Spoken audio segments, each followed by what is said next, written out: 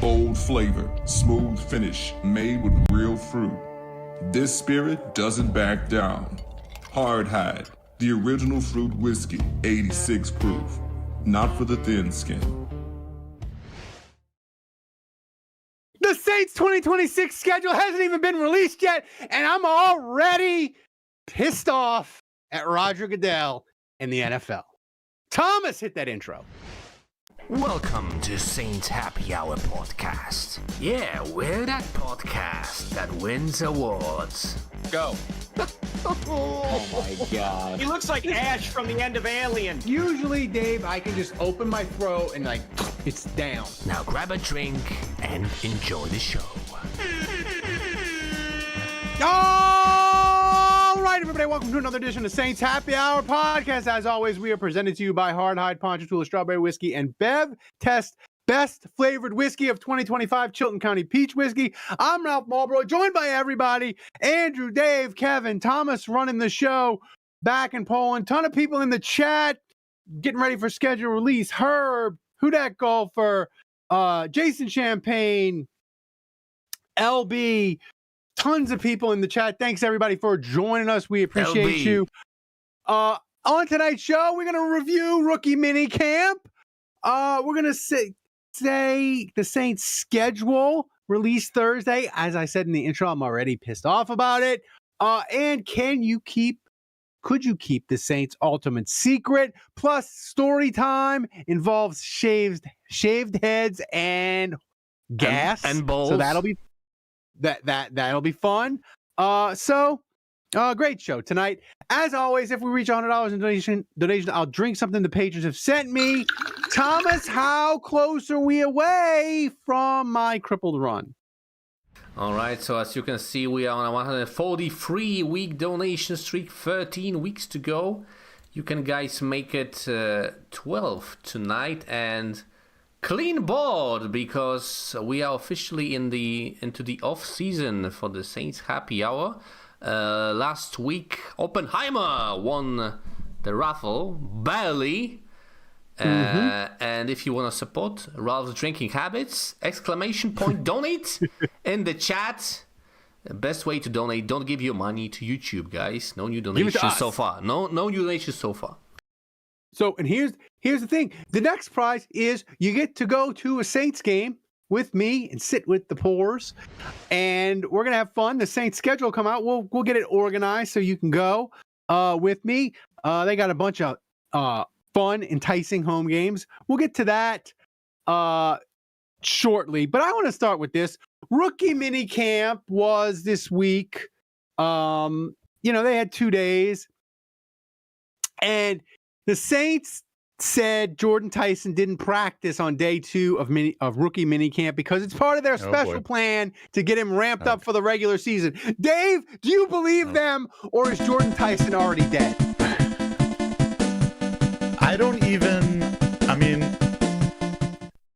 I think either scenario is honestly not very good because one, you're saying he already got injured day 1, and now he can't play day 2, which obviously that's not ideal. Or 2, he's not injured, but they know he's injured all the time, and so they're easing him along. And 1, that's less reps, and so it's slower for him to get up to speed. And 2, you just drafted a guy, and again, you're already nursing him along. It's like, what the hell? What are we doing? Fucking Jordyn. Which one is first, it? Either man. one. Either one isn't. Either option really isn't great to me. Andrew, do you trust Ted Roth, the new hamstring aficionado for the Saints? Do you trust them? Do you think they're being honest with us about Jordyn Tyson? No. I mean, if I've learned anything over the years of being a Saints fan, it's to never trust the Saints medical staff. Even when they tell us that it's fine, even when they tell us that everything's going to be okay, the answer is to never trust them because there's always something behind door number 2. There's always something waiting for us on the corner that is, we just signed a dude, he just signed the contract, and he's about to have heart failure, and we still owe him the signing bonus. So I've lived that life. I've seen it. I know what it looks like, and I'm just guarding myself, Ralph. Kevin, you're familiar with the medical community. in many ways. Do you trust the Saints? I'll say this. I haven't had any soft tissue injuries in quite some time, so clearly something must be, maybe they need to listen to me or talk to the people I talk to. Do I trust? I saw a tweet that had said that the soft tissue injuries had dropped considerably under this new guy. So I am willing to extend a benefit of the doubt for right now. If Jordyn Tyson, turns up on the bike or is just seen carrying veterans gear at the start of training camp or anything like that, I'm going to be very annoyed. Over under, Dave, on how many practices Jordyn Tyson misses week 1 of training camp. Vegas is set the over under at 1.5. Oh, geez. I would take, that seems like that's a high over under. I would take under that for 1 week, 1.5 out of 7. I would take under for that. But yeah, look, again, best case scenario, this is precautionary. But again, it's frustrating that we drafted a guy in the first round that we need to be precautionary with right off the bat. I don't know. It's very Saintsy. Yeah. Andrew, the other thing that was interesting about Saints rookie minicamp, one thing that caught my eye is they had former Falcons kicker and cursed that Darren Rizzi ruined, right? YoungHoe Koo, camp invitee and tried out. How would you feel about? Okay. Ralph actually said it right. I can't believe. Well, okay. You guys are being ironic. Is that what? Yeah. I mean, Kevin, was that intentional? Be honest. Was that intentional, or Michael Penix, man? Did you actually think his name was YoungHoe? Yeah. No. I've only ever heard you guys call him YoungHoe Koo. So there you go. Kevin, you got officially correctly pronounced the name and stumped another member of the show. It has happened. Check the timestamp. Put it in ink. It happened. I saw it. It was beautiful. Oh my. Okay. Kevin, come on, man. Yeah. So anyway, to answer your question, Ralph, yes. I was very surprised to see YoungHoe, aka YoungHoe Koo, in Saints camp, and our kickers are so bad. I assumed that he was a shoo-in to get the job, no pun intended, and he hasn't been signed. So no, he didn't. Like, how bad of a spot must he be in? On one hand, I was like kind of excited when I saw it because I'm like, oh yeah, there's an easy path to making the team. Like, that's our next kicker. Like, I'm not gonna lie. Like, when he was coming in to try out, I'm like, not only is he trying out and he may or may not make a contract, but he may vault straight to the front of the line. He may get like, here's the starting kicker's job and a contract to go with it. But I also couldn't discount the fact that we could be possibly trolling ex-Falcons kicker, and we never intended to give him a job where he never really had an honest chance. It was just a way to troll him further. So I'm kind of here for both. But interesting that he got no further than, Mason Shipley, I think, is the other kicker. And Mason Shipley's he's a UDFA. Irish kicker still. Yeah. Yeah. Obviously, those guys are better than Koo if he doesn't have a job. So, that's crazy. Koo couldn't get signed by the Saints, Dave. Is there anything in the world stronger than the Darren Rizzi kicker curse?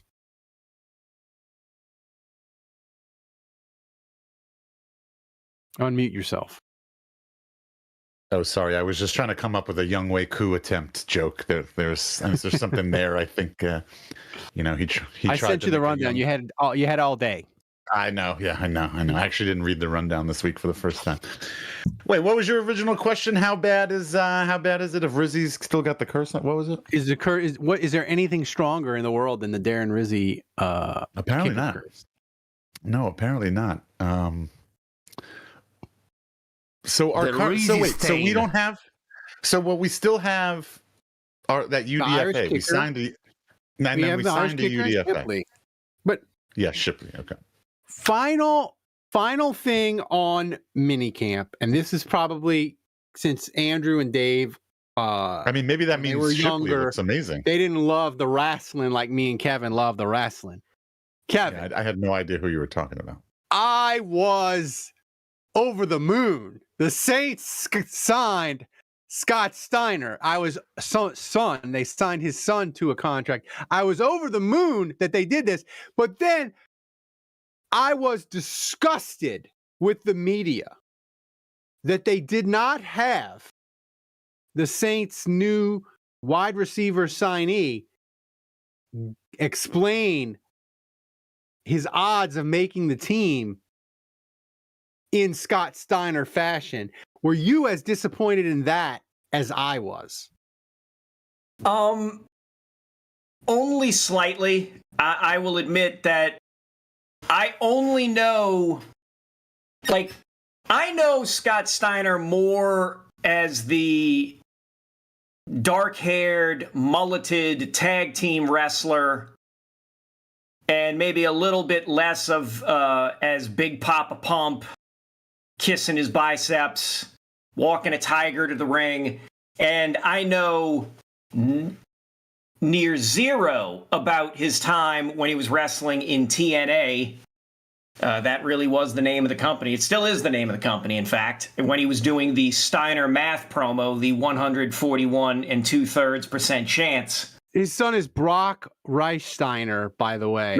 Will you be picking him in the UDFA Sun Draft? Rechsteiner. To visit for his third eye.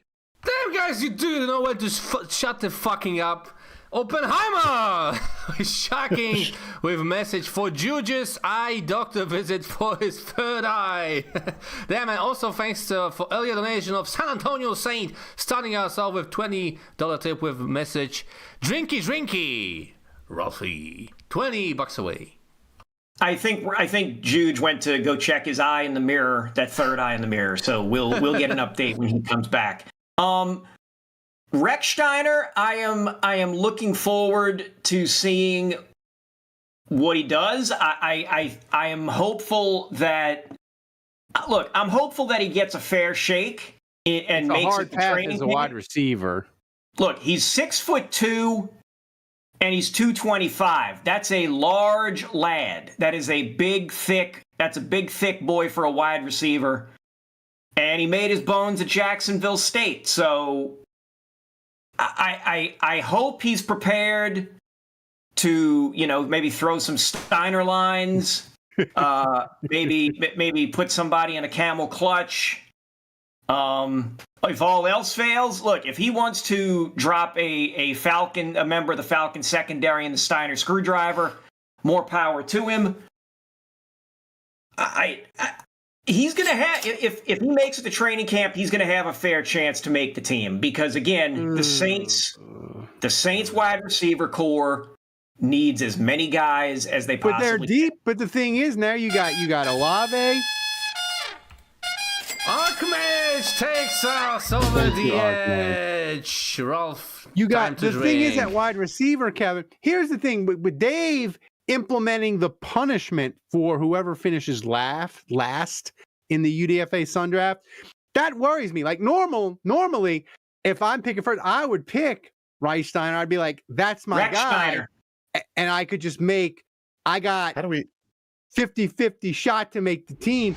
But when you take into account other things, and I could just do the promo over and over again for weeks on end. But now with Dave implementing the punishment scheme, I don't know. I don't want to finish last and have to do the punishment. No, So you it don't. We scares haven't me. even decided. Take- Have we? We haven't even decided what the punishment. We haven't even decided the punishment yet. I'm already How I got to admit, Kevin's multiple times lately in the last few minutes has corrected Ralph's pronunciation of this guy's last name. I got to admit, I don't know if Kevin can be trusted given what we just learned not just 10 minutes ago with the YoungHoe coup mishap. So yeah, I don't know. I don't know who's right. Kevin loves all the hoes, man. All right. Story of my life. I just like the Saints wide receiver before I drink this Laka Slots. Loco. Before I just look at wide receiver, Kevin. You got Olave, you got Tyson, you got Vele, you got Polk, you got Lance, you got the LSU kid returner. That's 6 receivers, and that's like that's Brown. I mean, that's a lot of guys. Like I that path to making the roster is kind of shaky. And Dave could cook something up where like I'm drinking barrel-aged Malort while wearing a dress and a lampshade on my head. I don't want to be doing that. So I'm scared. I'm scared to draft him. I want to. Interesting idea. All right, go ahead and drink it. Meanwhile, I hope Andrew didn't fall in. What's that? Andrew, are you going to drink? I Ralph, got the drink. hantavirus. Drink. Jesus, Right. Stop delaying. All right. Yeah, drink, and while you drink, let me thank every donation that I missed. Thanks to Archmage again for taking us over the edge to $88.3 tip via Stream Elements. Best way to donate with the message Third Eye Blind Drinky It Uppy. And also Who That Golfer $20 super chat with message Rustle down a drink, Ralphie. Yeah, what are you waiting for, man? Drink it. What are you doing? Drink it. Jesus Christ, you were supposed to be drinking while he was rattling off all of those donations. Christ, Back. Maybe that's better. Now we can focus on him suffering, man. Yeah, no, he's keeled over. See, Is that the a first problem one? with these drinks that Vince sent me is like the lock. It smells like a hospital. Oh, Good and it job, tasted- Vince. Oh, What's it taste like? I mean, it tasted kind of like vodka, but not really. That's what it was. And it, okay. It has that that like it tastes. It smelled like. Now my mouth feels like, you ever been around a lot of cats and like the hair and it just kind of like gets in your nostrils and you feel like you can taste the cat pee. You taste the cat pee even though you haven't actually drank it. You can taste it because it's so strong in the air. Like that's kind of what this feels like. Wow. Okay. I have zero reference point for that flavor. Welcome back, Andrew. It's good to see you. You look 5 pounds lighter. So what number are you giving this? I'm gonna give it a solid. I'm gonna give it a solid 8. It's solid 8. Like it was sneaky disgusting. Sally, I need help.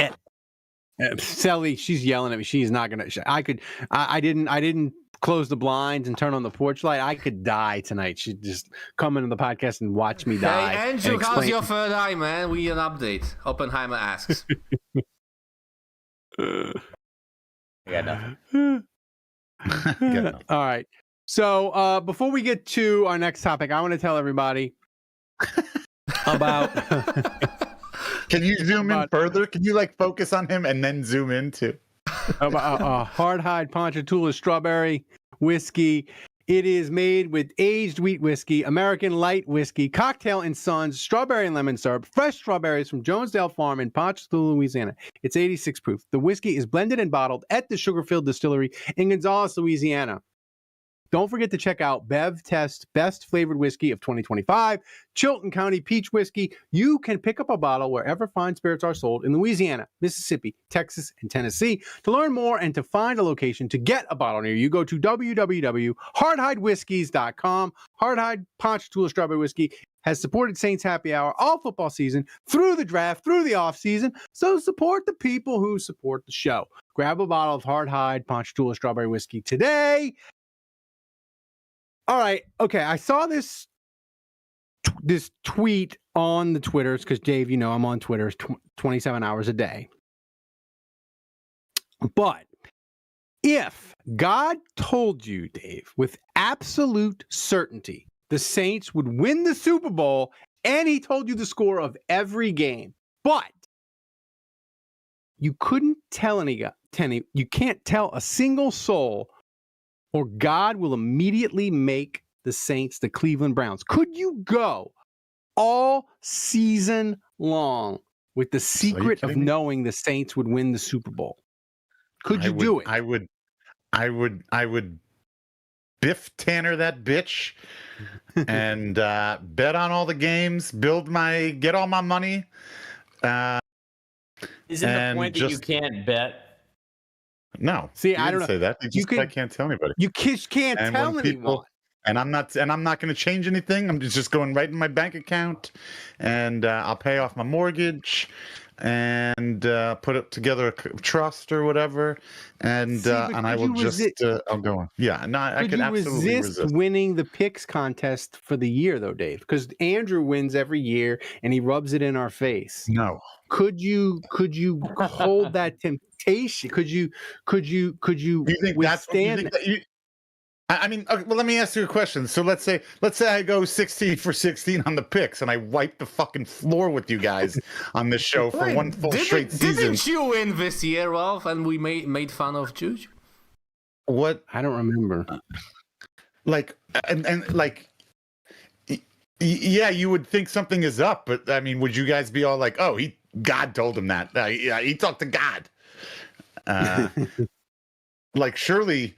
I mean, my first thought would be he found a DeLorean time machine and went back in time and got the almanac, and now is betting on the game. See, though, that would be my first. I don't think I could do it. You to talk to you. I don't think I could do it because here's the problem. No, you couldn't do it. Are you kidding me? I think by week 6 or 7, when the Saints are on their way, and everybody's like, "Oh my God, the Saints are 7-1 and they're a championship team." One of these Tuesday shows, the patrons are going to have me drink 5 shots. And once I'm liquored up, you don't know what could come out, and it would all come out, and I would ruin it, and God would make the Saints the Browns. I don't think I could do it. I don't think I could keep the secret I don't even think I could keep the secret till Halloween, if I'm being honest. You know how the week before the Super Bowl, there's always some casino or whatever company that comes out, and they're they reveal that there's this one guy who had a $1 million future on one of the teams in the Super Bowl. If they would be talking about me in that situation. They'd be like, this guy had this $1 million future since May on the Saints, and now he's about to win $20 million if they win the Super Bowl. Which of course, see, the real challenge is you can't bet. Oh, see that's the challenge. You couldn't. Why? Why is that challenging? Because because you just proved it right there. It's of course you would just suddenly start throwing a bunch of money at it and say, I'm going to get rich and keep my mouth shut. Yeah. But Andrew, if you couldn't gamble on it and you couldn't you cannot profit on it. You cannot personally profit on it. You cannot tell anybody. That means for you, Dave, you cannot make. That means, Dave, you cannot make any new T-shirts about anything that comes out. That takes all the fun out of it. That takes all the fun out of it. No shit, Dave. No shit. And to be honest with you, why would I even want to know then at that point? Well, that you do know. You do know. Can you? No, but that's what I'm saying. I don't want to know. And give New Orleans joy of the Saints winning the Super Bowl. Could you keep quiet, Andrew? Could you not gamble on the Saints and keep your mouth shut if you knew that God told you the Saints would win the Super Bowl? Could you do it till February? Chance. No chance. I would. After the first beer, after the the first time that I was in a bad mood, I would blow my load. I would let the cat out of the bag. I would, I don't know. There's zero shot that I would be able to hold that in the chamber. The second I got excited and I saw the Saints get their first down of the season in the first game in the first quarter, I'd be like, "We're winning the Super Bowl, motherfuckers! Let's go!" There's absolutely no chance I could hold that to myself. How are you? None. And how are None. you again? How are you explaining this to people? You're telling them God came to me in a vision? Yeah. Well, like you would. Aren't you risking being sent to an insane asylum at this point? Well, yeah, you get sent to a insane asylum, and the Saints are the Browns, so it's a double whammy for you. Because you're probably having to watch the Saints become the Browns would be awful. It's just, I if I wouldn't let the cat out of the bag, then they don't win. Is that the stipulation? That's right. That's right. Oh. If you let the cat out of the bag, they no. immediately become the Browns. No. In that scenario, I'm definitely not saying anything. You could do it. You You could keep your mouth shut. Yeah, if the consequence of okay, I'll put it to you this way, Ralph. If I had to keep my mouth shut, otherwise I win, let's say $1 million, I would blow it. It would be after the first down or the first time I had a drink, I would let the cat out of the bag. If my words would affect the result, then 100% I would keep it to myself. Kevin, who would you trust the least of all four of us? You, Ralph. You. You. The answer is you, Ralph. Honestly, everybody point to Ralph in your box. Yeah, can I do that? Yeah. This guy. I might if the only thing that could help me, I'd have to give up drinking, Dave, and I'd have to give up Twitter. Yeah, I mean, you'd have to stay off all social media. Honestly, this podcast. Honestly, you couldn't do this podcast. You told me that the cost of spilling the beans was the Saints not winning the Super Bowl. There's no amount of alcohol or Twitter that could stop me from keeping it a secret. Because I would place more value on us actually winning than me saying anything. I couldn't do it. You can run either. You can run either scenario with me. It's either they'll turn into the Cleveland Browns, or if you don't say anything, you'll win $1 million or whatever kind of thing. It's fine. I can easily keep my mouth shut and come on this pod and carry on as I've always carried on. And just say, this, that, maybe, you try and think about psychologically this and that. You wouldn't know a thing.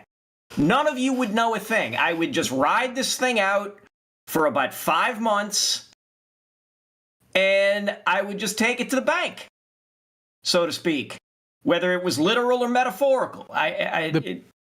The people in the chat have no faith in me. They're right, but it still hurts my feelings. It's like, what's that meme, Kevin? He's out of line, but he's right. I feel like that's people in the but that was a fun question. All right, now we got to get to the big news of the week, Andrew. Was it?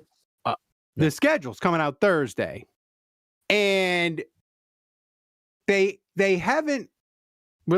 started to release some of the games. Like they said, the Cowboys and the Giants will be Sunday night. And they released it just before the show started. The Saints in Paris, they're going to be playing the Steelers. And I am outraged because, listen, I have season tickets like Andrew, and I travel to the games. And look, I don't have the Saints season tickets to make a profit. And I'm going to go to probably 3 games with my son. But here's the thing, the Steeler home game was going to be my golden ticket to make up for the Browns home game and the Panthers home game when I have to eat it and lose money and can't sell those tickets for what I paid for them. The Steeler game was going to make up for that, and now it's gone. And I'm mad. Does that mean that is that part of our package as season ticket holders? Do we get tickets to that game?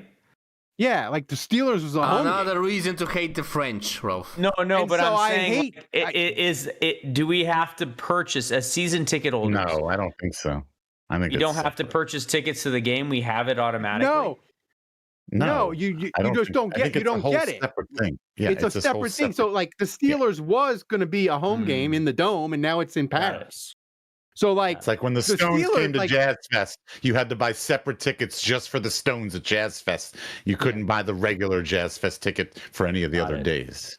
Yeah. So I'm upset, Andrew. Like that was I don't like it. Like why couldn't they play the Panthers in Paris? I get you. I hear you where you're saying it kind of bones your resale value, and we haven't had resale value on Saints tickets for like 5 years now.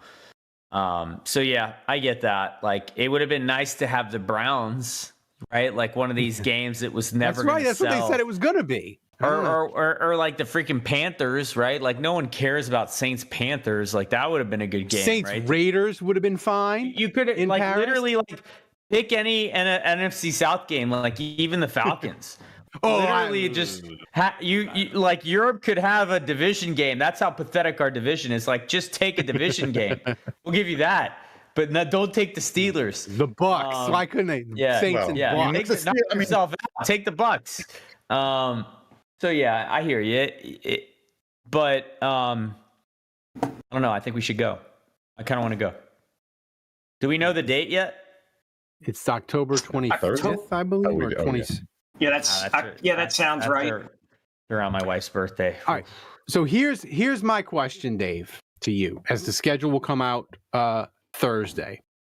Will the New Orleans Saints play any games that kick off after 3:25 p.m.? Yes, right, because last year we had 0. Did we have any last year? 0. Did we have 1? We had none? Okay. No, we had no primetime games. And the Paris game, that's going to be a morning. That's going to be like 11 That's right. or like a 9 a.m. They pawn it off as a primetime game because they call it a standalone game, but it ain't time in primetime. Paris. Yeah. Standalone is a more accurate term. I'm gonna say 2. I'm gonna say 2 games, which again would be a step up. So I'm gonna say 2 games.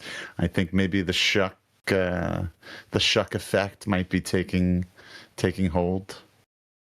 And Kevin, I sent Thomas a tweet. Somebody on Twitter, freaking about football, I think it was, reminded me it's 20 years since Katrina. Yeah. Like that as a week 3 game on Monday Night Football could be a fit. If you're absolutely, that would be that's free advertising for the NFL, for ESPN, for whoever wants it. I mean, take it. Take it. Like that. Low-hanging fruit. I can't. That tweet should honestly be framed because it can't be said any better. Andrew. And so what if they don't do it? What if they don't what if that's not the way the schedule falls?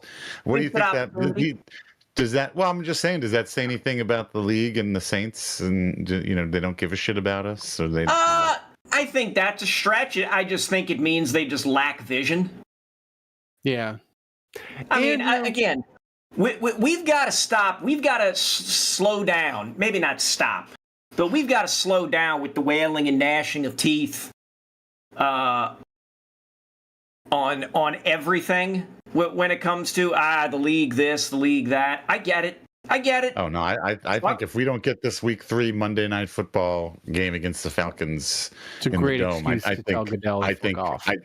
think it means the NFL they hate the Saints, and I think it means they absolutely hate us. And the Saints might not even be long for the league. That's why they're sending us to Paris. They don't even want us in this country. They want to get us out of the country. I think this is a great jumping off point for a discussion, Andrew. Listen, Saints fans have a lot of. Is it okay if we talk to you, Andrew, and include you in this podcast? We didn't want to interrupt you. Absolutely. Okay, sorry. The local people, we're buying into the Saints. The Saints are kind of becoming the hipster team of the NFL nerds. But do you think the schedule makers will believe in the Saints? Are the Saints going to get multiple prime time games in 2026? I don't see it. I could be wrong, but I don't really feel like they did much last season other than win a few games late with a first round quarterback that's kind of still like uncertain, or I guess he was second round. Yeah, like I don't think the Saints did much in the grand scheme of things to elevate themselves beyond the perception that they had last year, honestly. So I think there's still a big question mark, and no, like I don't expect any primetime games. I think we might have none, honestly. Wow, I disagree completely. I think one, they're going to get the Paris game. That's one. They're going to get Atlanta on Monday night. I think they're going to get a Sunday night game early in the year at home against the Packers. Listen, I know it's a different market, Kevin. Yeah. But Jackson Dart, like, they already getting a primetime game against the Cowboys. Like, I know it's the Cowboys, and that's a big deal. But I feel but like that's week one before his brain turns to mush.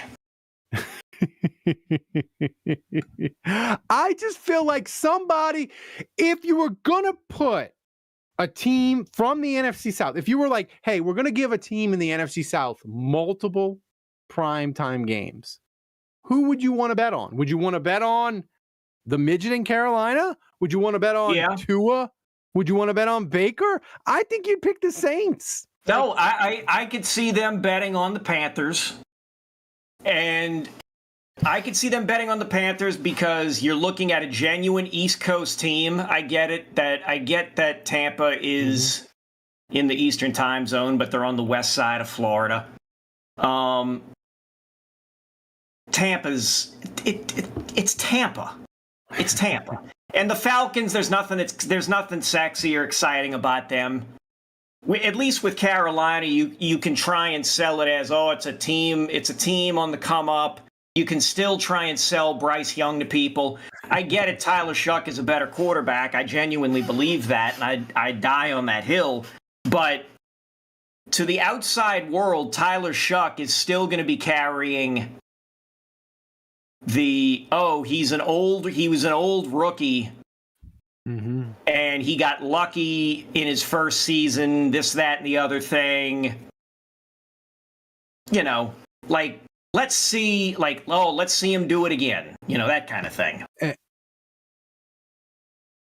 I want Andrew and Dave, everybody can answer this, but I'll start with you, Andrew. Listen, how important is it for the Saints to have a favorable schedule early? You know, like if they were a contending team, like when you know, in 2018, 19, 20 with Drew Brees, I mean, we looked at the schedule, but we were like, oh, that's interesting or whatever. But we weren't like, oh my God, this is front loader, blah, blah, blah. We were like, we're a good team. It'll be fine. But how important do you think it is for the 2026 Saints to have it, give them a favorable schedule the first 4 to 6 weeks? How important is it to be for that at the beginning of the year? I don't know. I feel like we tend to as analysts and just people that like are fans, I guess, like we over exaggerate this stuff. Like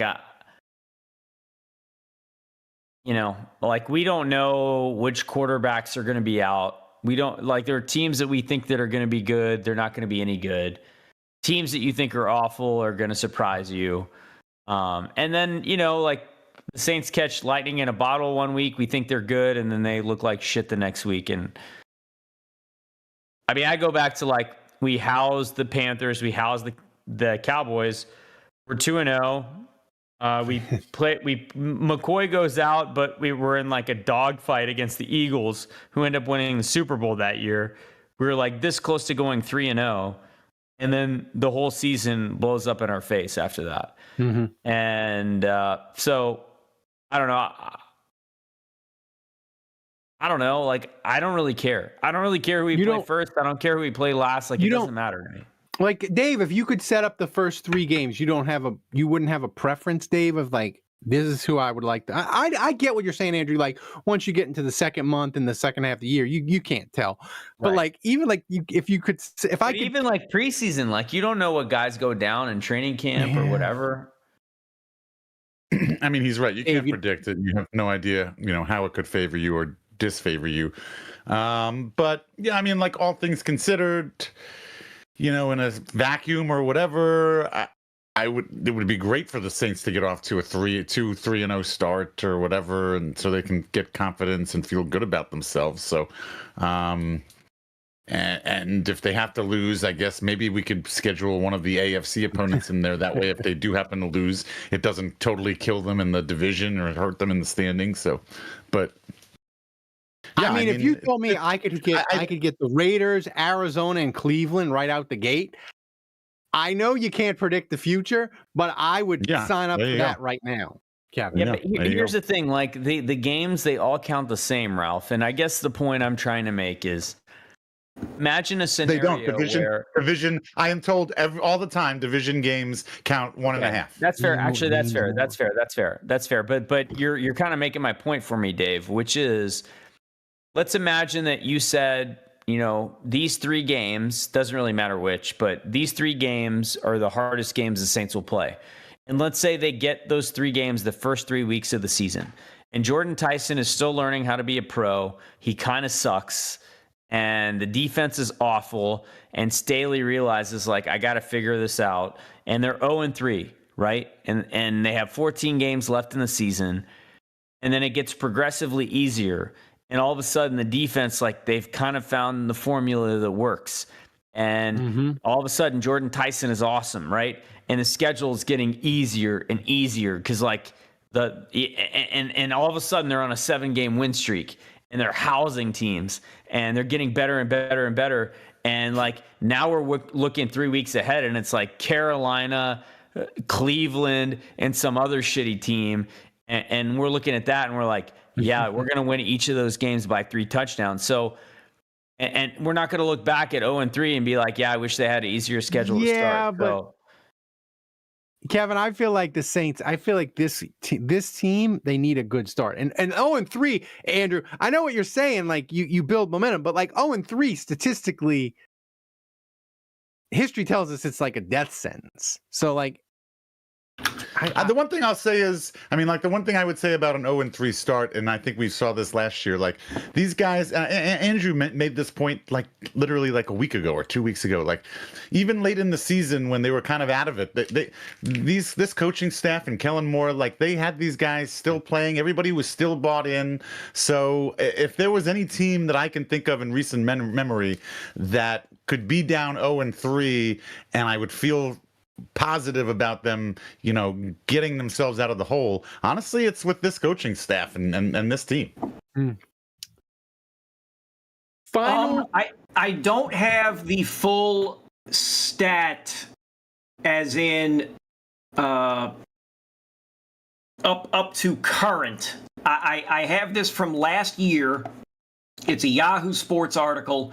The percentage of teams that make the playoffs after starting 0-2. This is the since the 1970 merger. This story was written or published in September of 2025. So since the merger in 1970, 43 out of 422 teams made the playoffs after an 0-2 start. That's a percentage of 10.1. If you push it back to 1933, when the NFL playoffs first started, the percentage dips. No, the percentage dips to 8.6. No, that's not even modern NFL. No. Okay, hang on. If it wasn't on color television, we don't care. Okay, right. Since 2020, when the playoffs expanded to 14 teams, 38 of 43 teams missed the postseason after an 0-2 start. Which is what percentage? Is that less than 10%? 38 of 43. So yeah, I will do the division right now. So 38 divided by 42 38 divided by 43, I apologize, equals 88.4. No, All right. you did that Here's wrong. my final question on the Oh, so schedule, and I want you 12%. all to answer, and I'll start with you, Andrew. What would be the team if I said pick the opening game? Who would you want to play? I mean, let's start with the Falcons. Why not? Like Tua, you start 1-0 in the division if you win. Yeah, bring on the Falcons. Why not? Dave, Would you care if it was home or road? I actually feel like road would be better because then it's house money. If you start the season 1-0 after having beaten the Falcons on the road, and the fans are humiliated because they watched it happen in their own stadium, I don't know. Sign me up. The 2006 season, we started away. Was that away at Cleveland? They started away at Green Bay. Was it Green Bay or was second Cleveland? game. It was Cleveland to start, then Green Bay. Yeah, you're Okay. right. Okay. So and we could potentially open with Cleveland away this season, right? No, Cleveland will be Yeah. at home. Is Cleveland at home? Oh, yeah. Cleveland and Green Bay will both be at home. I was gonna say I would love this. Let's bring it back since we're talking about the Dome coming and Atlanta. Week 3 Monday Night Football. I wanted to start week 1 against Cleveland away, and also that was like Marcus Colston was just emerging Coming out party, immediately. Yeah, off. He was a tight end then. there. He was correct. That's right. And so I kind of also I want to do the synchronity of whatever of Jordyn. I want it to be a Jordyn Tyson coming out party as well. But I guess we can't do that. But I would love to start with Cleveland at home. Just one easy. Like I'm all in on Juge saying, hey, let's get the hard. I don't care. Give me the hard games early, and then we'll, or give me the hard game. Yeah, but the reality is I don't know that. Look, I want the Saints to win. I want them to make the playoffs. I want them to win the division, of course, all of that. But I don't know that I'm putting that pressure on them yet. Like Kellen Moore is still young, Chuck is still new. We're still trying to build this roster. So, as long as I'm seeing, progress trending in the positive direction, let's say they go 8-9, and at the end of the season, we feel like, oh, yeah, there are some nuggets on this team. We're growing. We're trending positively. I would love to see this team make the playoffs, but I don't know that it's, make or break for me yet. You know what I'm saying? Yeah. Yeah. I don't know that I need that this season. I want it, but I don't know that I need it. Well, here's my thing. I want the schedule front loaded with the easiest teams possible, just because, Andrew, the last 2 years, we've gotten to middle of October and Kevin's running 6 mock drafts a week. I want to get to Halloween and be in it. So even if they fade down the stretch, give false hope is so much better than, oh my God, it's October 1st and we're 1-5. Get me out of the gate with some cupcakes and stuff my face with them and be fraudulent. I don't care. Give me front load that September schedule with some layups, Some, what do they call them, Kevin, in college? The rent-a-wins, where you pay the team and they come. Yeah. I mean, rent-a-wins, tomato cans, however you want to call it. But I mean, to Juge's point from earlier, it's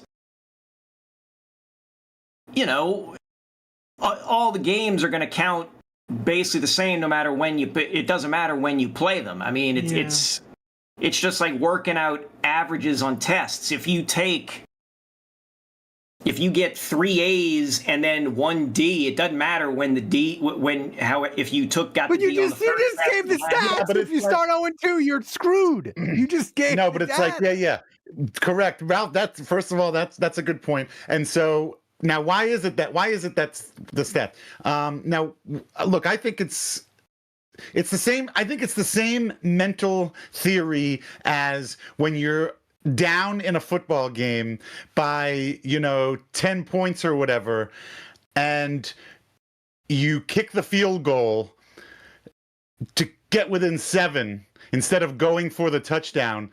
That way it keeps your team motivated, keep hope alive for another possession, to get that extra point. And I think it's the same thing. It's like if you go 0-2, you're losing some of that motivation. It'd be better to get, let's at least get 1 win or get 2 wins and keep these guys hungry. I think that's part of it. I think there's a little bit of that. It's a mental thing. They gotta stay hungry. I'm talking about me, Dave. I want what? Even if it's false hope, I want hope. Oh, you've been talking about well, we've been having 2 different conversations this entire time. I mean, I've been talking about the team and like what they, what's best for the team and what's mathematically. That's why Kevin's throwing out mathematical possibilities, and you're selfish motherfucker. I am. I just like I don't want to get on here. I don't want to be on here October 1st and be like, we're 0-5. Please get me drunk because I wish for death.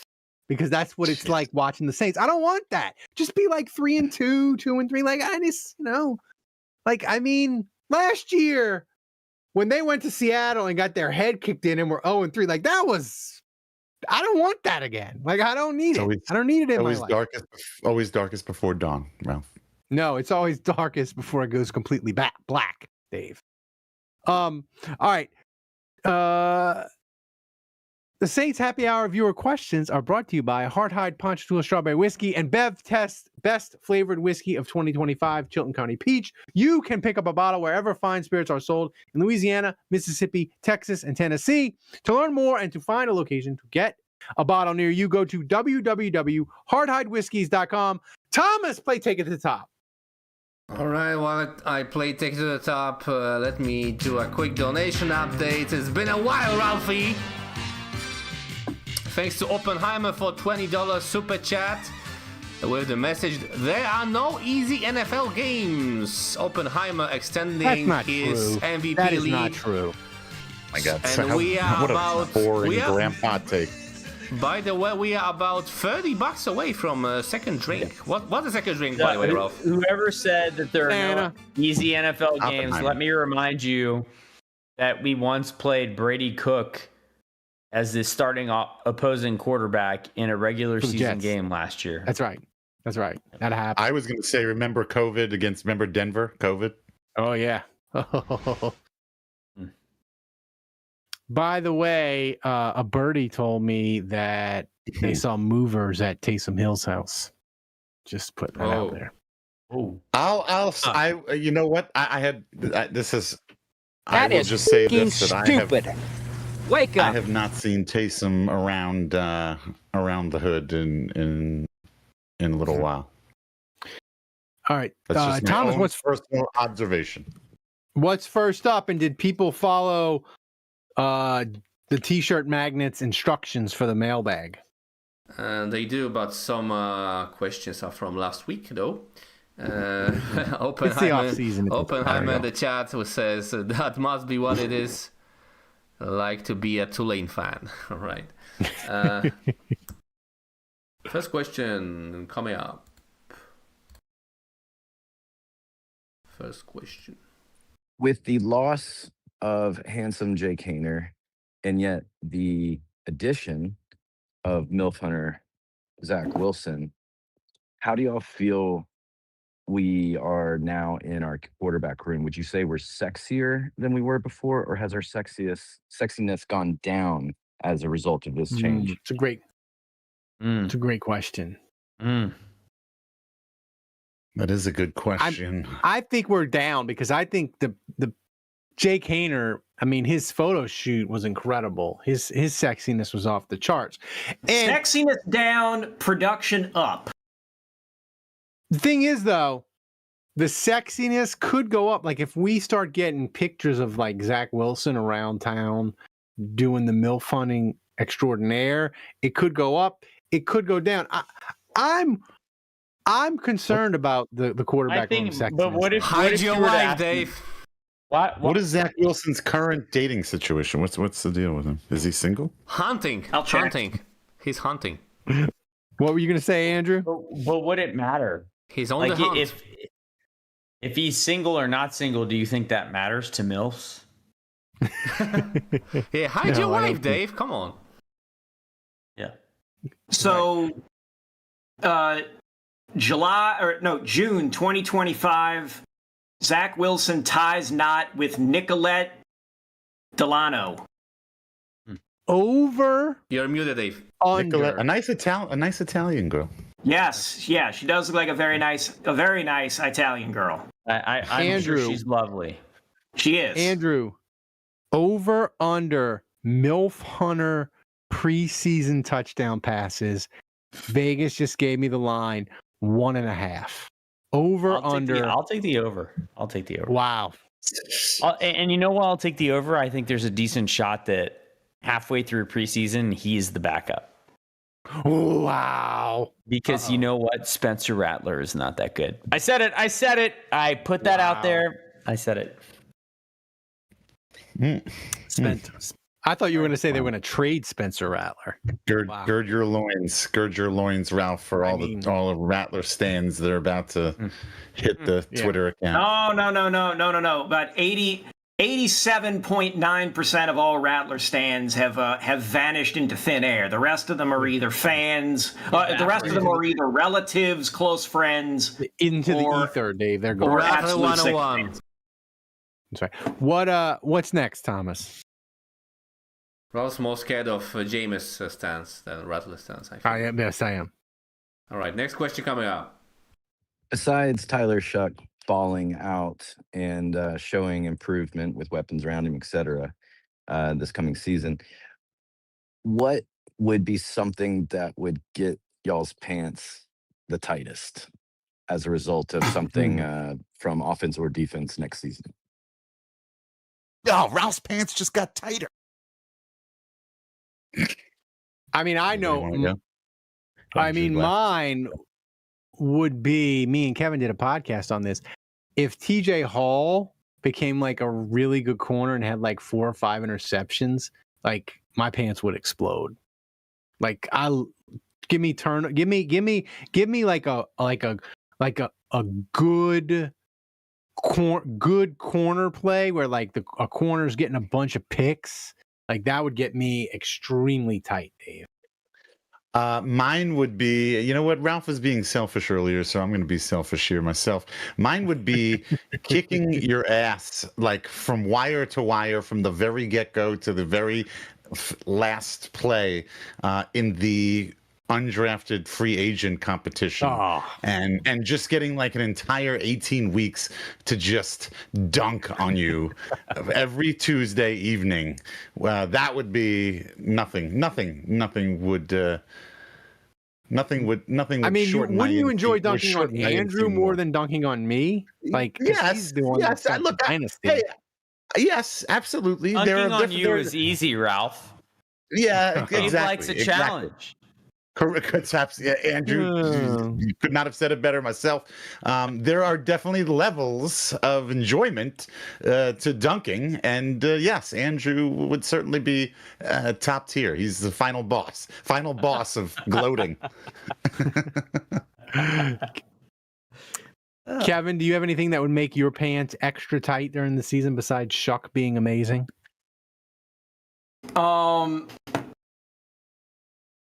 Yeah, give me the offensive line not surrendering any sacks. Oh, wow. You guys are boring. I'll tell you what would make my pants tighter. Charlie Smith hitting a 70-yard field goal. I feel like all would be forgiven.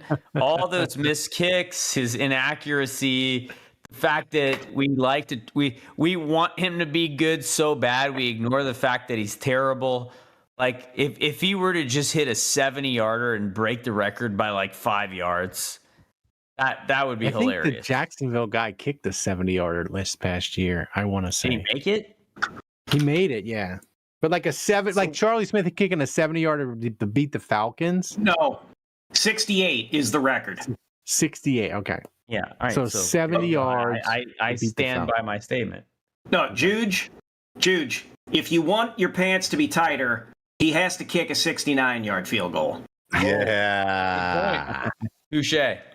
I'll play. I'm getting a NOLA.com alert here that says trending stories: Saints opponent in Paris game might be juicier than previously thought. Is that old news? Steelers. That's old. The Steelers. Okay. Who was previously thought?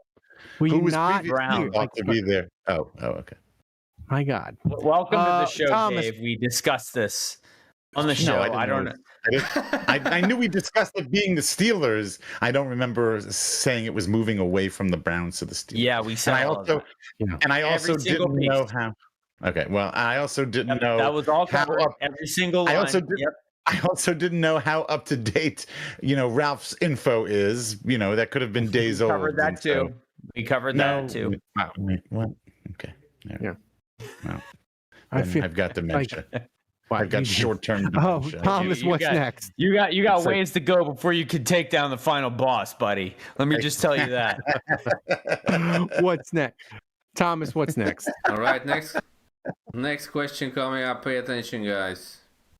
For Operation Get Cesar Ruiz Off My TV, aka Operation Dumbo Drop. See, Dave, I just came up with another one.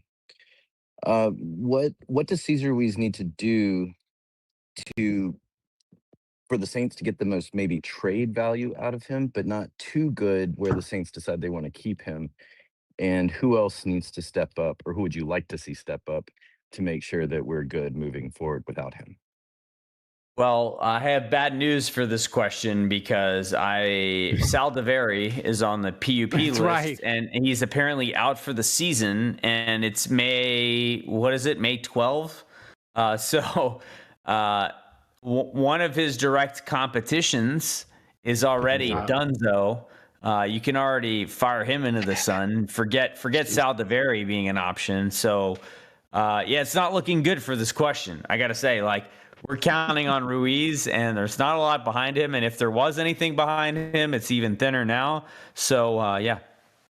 I mean, Kevin, with Sal DeVary going on the PUP list and out for the year already, the 2023 draft, I think we could put it in the book. It is officially an abomination. They traded up for Sal DeVary, gone. They traded up for Jake Haener, gone. The only person left is Brian Bresee and Howden, a backup safety. The 2023 draft, I mean,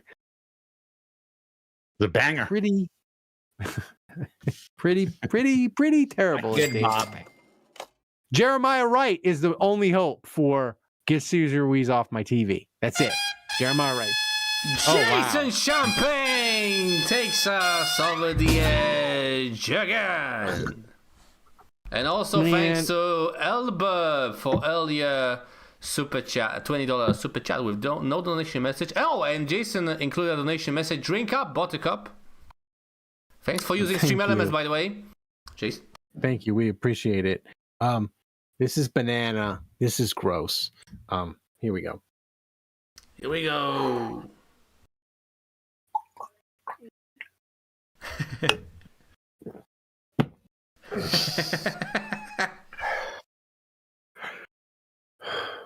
I feel like Ralph has more fat heads. Yeah, I do. I got the list. I got all kinds of fat heads. I got Colston. I think that's a Cesar Ruiz right there. Cesar Ruiz. We have Groupie Jeremiah Wright. Operation. Is that Charlie Smith kicking a 70-yard field goal right there? We have Kamara. Still, we hold out hope that he'll be on the team still, but we've talked enough about that. I want to say this one. Yeah, banana. It's disgusting. It tastes like banana flavored soap. It is gross. Really gross.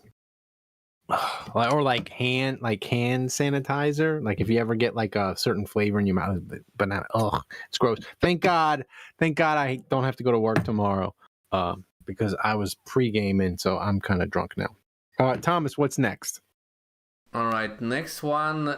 It's technically not a question, but an answer. But I gotta play it from Skittle Juice. Dave, pay attention. You're gonna like this one. Hey guys, this is Skittle Juice. Dave unfortunately asked me to call and leave a voicemail about how you get Skittle Juice, so feel free not to use this. If you're not a candy aficionado, you may want to stop listening for about 20 seconds. Basically, you put a large handful of Skittles in your mouth, you chew it up for 5 minutes. At that point in time, you'll have some Skittle debris and some Skittle juice in your mouth, and then you just, swallow them separately. So that's how you get Skittle Juice. So there you go. I'm sure you're happy you asked. That's disgusting. Oh my God. That's disgusting. Yeah, I think nobody loves chewy confections and fruity candy more than me. And a hand, that's a lot. I mean, like how big is your handful? I'm repulsed by that. And there's an open of me. We played it for this show where there's literally like disgustingness dripping out of my mouth as I'm doing the shot. And that repulses me less than his description of what Skittle Juice is. That is disgusting. The only thing worse than Skittle Juice would be like Gusher Juice. Dave, I guess could be would be grosser. But, I really love Gushers. I still do love Gushers, but I've kind of gotten away from eating Gushers because I realized they have no, not because of my family. Someone steals them. No, because of they have like nitrates in them or whatever, nitrites. Like Dave, Mister, I don't want to put any foreign substances in my body. Well, I already eat like processed meats, and that's got I can't. There's only so many nitrites and nitrates I can eat. Like I can't be double dipping on the nitrates. I have so much nitrates in my body. You wouldn't believe. Thomas, is that it for questions, or do we have one more? Yes, sir. That's all. That's all. All right. So now we get to story time. Andrew, you were going to do story time. Did you send Thomas the picture of your son? Yeah. Picture? So the team that I coach, we played in the state quarterfinals today for tennis in the state of Virginia, and I'm happy to say we won. My son's team won. My son is number one on the team as a sophomore, and we got the dub. So we move on to the state semifinals, which is very exciting. He was interviewed briefly on social media by a professional thing. There he is right there. Unfortunately, he recently shaved his head and bleached it. So he's kind of got a buzz cut and he's bleached. Holy shit. For a second, I thought your son was on the left. And like, damn, that doesn't look like him. Hold on. Wait. Two things. One, Ralph, first of all, the other kid's name there that you can read there, read his last name. Pronounce his last name. Rabruge?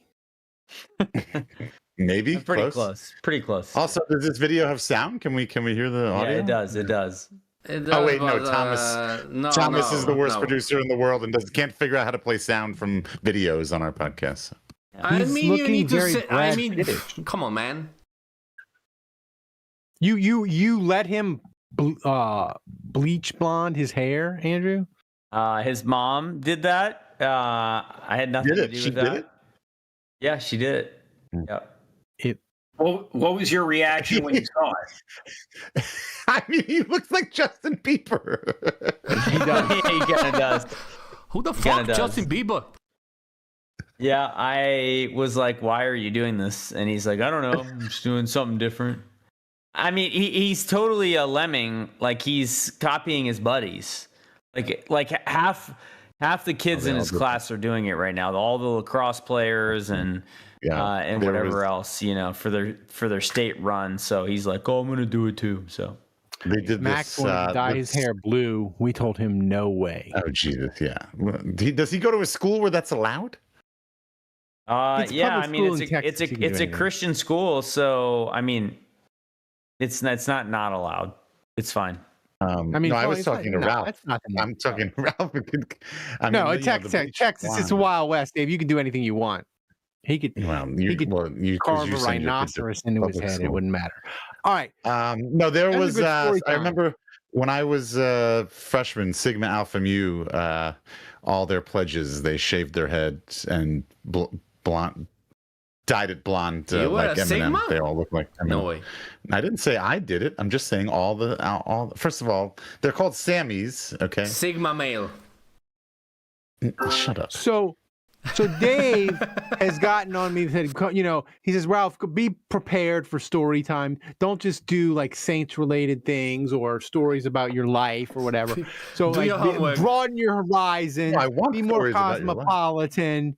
Be more take story time a little seriously. He told me that, and I said, so Dave, this week I did the assignment, and it's not personal related. It's not Saints related. Thomas, play the video. This is of this horse was very ill. It had very bad gas. And he sent me a video before the show, so there's fucking audio, Dave. Remember that. I sent him the video. This is a video of a horse with really bad gas. Thomas, play that. Why did you reveal it, man? Come on. Oh, I'm sorry. Well, you didn't say not to.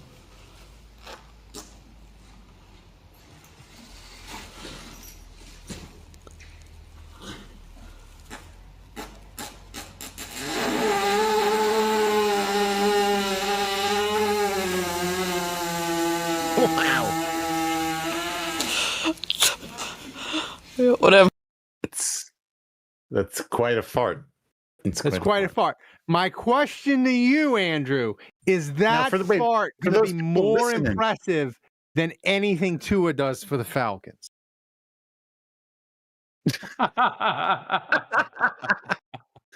Yes. Absolutely. It's certainly more impressive than most of the things he'll do for the Falcons. It sounds like a fucking lawnmower, man. That fart was at least consistent. It was quite consistent all the way through. Yes, that was a video of a horse letting out a very large fart. Yeah, for those of you listening. All right, well that was interesting. I'll be brief. Last week I said my story time was that I was having my golf tournament this Monday for the Tulane football team. I came very, very, very close to calling it and canceling it because the weather report was not looking good. But I'm so glad I didn't because we didn't get any rain in the morning. We got everybody registered, got everybody out on the golf course, maybe about 5 holes in, 6 holes in. We got a little light drizzle, but it wasn't bad. It was enough for everybody to stay out there and have fun. We had a blast. I just sent Thomas some photos. There's no audio, so hopefully he can pull it up. But we raised. I had plenty of help, especially day of. We had the Greenbackers and the Green Egals, and of course we got sponsors and everything like that. Yeah, that's Courtney, and I can't remember. I got to remember her name.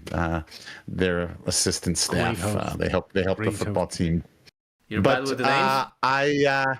So we went ahead and, I ran the numbers today at the end of work, and we raised just shy of $25,000 for the Tulane football team. So there's our winners. That's Cedric Richmond. He's a politician here in New Orleans. And the other guy in the green hat next to him is Helena Most important question. Did you get Ron to come on the podcast? Where's Ron Swoboda? That's the real question. Did he get it? Is he going to come on the podcast? I did. I got Ron's phone number, so I can. Yes. Thank you for reminding me. I did. I got Ron's phone number. Is there a photo? Did I send up? Did I pull up? I think I sent you a picture of me and Ron. I want to ask Ron Swoboda about his Mora fights. Yeah, no, I met Ron. That was awesome because, I'm from New York. My family's from New York. My father's side is all from Queens. My brother still lives in Flushing, home of Shea Stadium. And my uncle, And the U.S. Open, yep. And my great uncle was borough president of Queens back in the '60s when Ron played for the Mets, and right before they won the. Have World they Series bulldozed Shea Stadium yet? Have they? I don't know. I think so. Probably. Yeah, probably. Yeah, they're on City Field now. But anyway, it was a good time. Yeah, Ron was great. Yeah, there he is. He wore the Mets jersey. I didn't ask him to do that. He did it anyway, and I thought that was great. One of the fun facts I'll tell you that he told me was that, and Ron's a big golfer. I mentioned his prominence in the movie Frequency, which I think is a very underrated sci-fi movie that I have rewatched multiple times. I very much enjoy it. You have to suspend a little disbelief on the time thing, I think, but just a scotch. Yeah, right.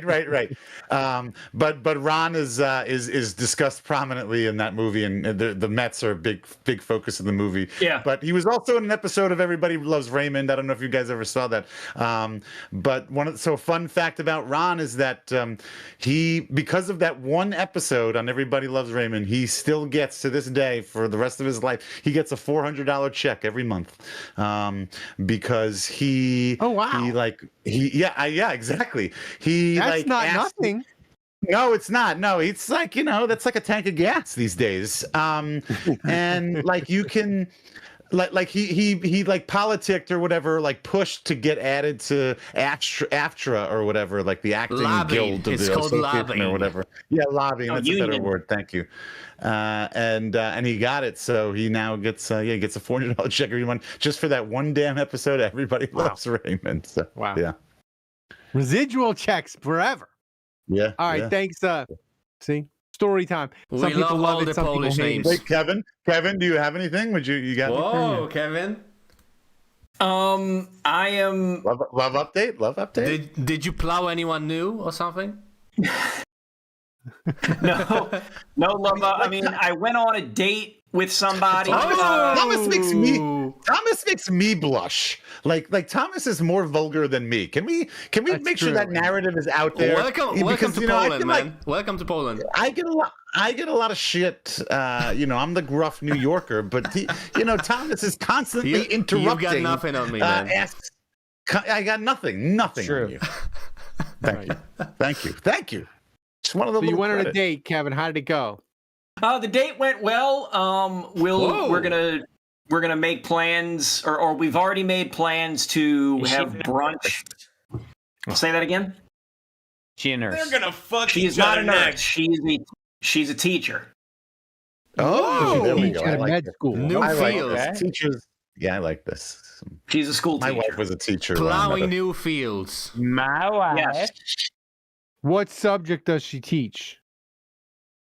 You know what? That I didn't get. Biology. Oh my god. Oh, well, there you go. I didn't get that. I'm gonna have to I'll have to find that out. The autistic kids on the show I watch on Netflix have better interview dating skills than you do. Yeah, probably. What's that show? What's the show that I'm thinking of? I have no idea. Oh, it's a great show. It's on Netflix. Those kids are adorable. Okay. Well, we're always rooting for you, Kevin. We're always. Well, I appreciate it. Thank you. Maybe this will be the one. I mean, sometimes I'm rooting against you just because it's fun, but I mean, I do love you, Kevin. And for the most part, I'm rooting for you. We got so much mileage out of Train Girl. I miss her. Thomas, let's recap. Unattended or no? Probably not. What? I felt like I knew her. Thomas, recap it. Give us a donation recap. Oh, all right. I thought you were gonna respond to Dave. No, all right, so it's over. All right, now thanks to you guys, we're on a 144-week donation streak. 12 weeks to go, almost into the second single digits. I mean, thanks to everyone who donated. We reached 2 donation goals tonight. Thanks to Jason Champagne, to Elburb, to Who That Golfer, to San Antonio Saint, to Archmage, and to the MVP, our inaugural off-season MVP with 80 buckaroos. First chance to go with me to the game. I mean, first chance, but this is not his first MVP, you know? He's been around the block, like Kevin. The MVP. Who is? The one and only Tulane hater, Oppenheimer! Congratulations!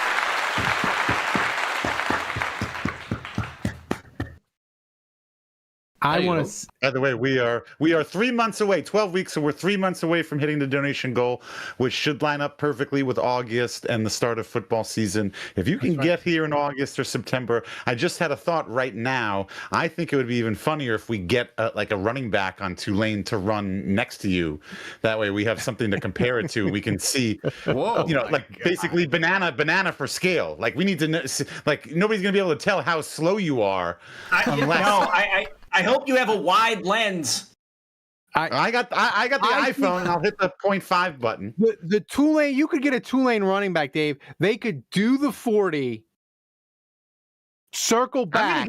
I'm going to get a Tulane. They might. I'm going to get our. Still. You know what I'm going to do? I'm going to get our starting center to run against you, and he'll beat and watch him beat you. I'm going to figure this out. So. I'm going to ask Coach Hall. I'm going to be like, Coach, who's the slowest guy you got? No. Don't risk the football team. Here's what you do. You talk to the athletic director. You say, who is the slowest runner on your track team? We have a good track team, actually. I think we won a national championship. All right. I think you should ask Will Hall to get his dad, or cross country, or maybe just ask the fastest wide receiver, but he has to hop on one leg. Did you say the fastest white receiver?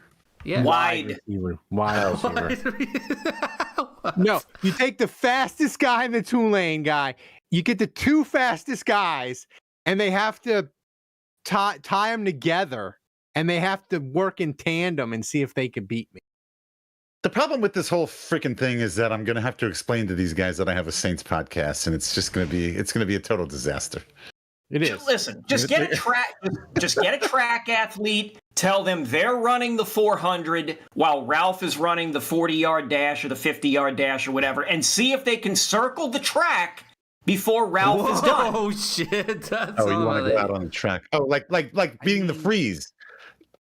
Yeah, sure. I'm just throwing ideas out. Yeah. Could they run the 100 before I run the 40? Yeah, maybe. Yes. First of all, Easton Royal from Brother Martin just set the state record, high school record for fastest 100-meter. 5-star wide receiver committed to Texas. Wow. I'm trying to think. Where do we don't really have an out. Do we have an outdoor? So many. Andrew, I think.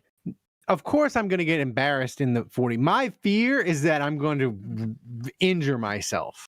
Like, that's my biggest fear. Like, I'm going to, need, medical attention when I'm done. Okay. You're just like, okay, that's great. Or maybe Max could run against me. I'm still not sure I follow. Or we could do you want to take batting practice against a pitcher, like a college pitcher. That'd be worse. I'd rather just run. No, thank you. Jesus, batting practice. God, you could do the humiliation of Ralph. I could do a batting practice, run the 40, and then try to jump over a hurdle. God, just the triathlon of humiliation.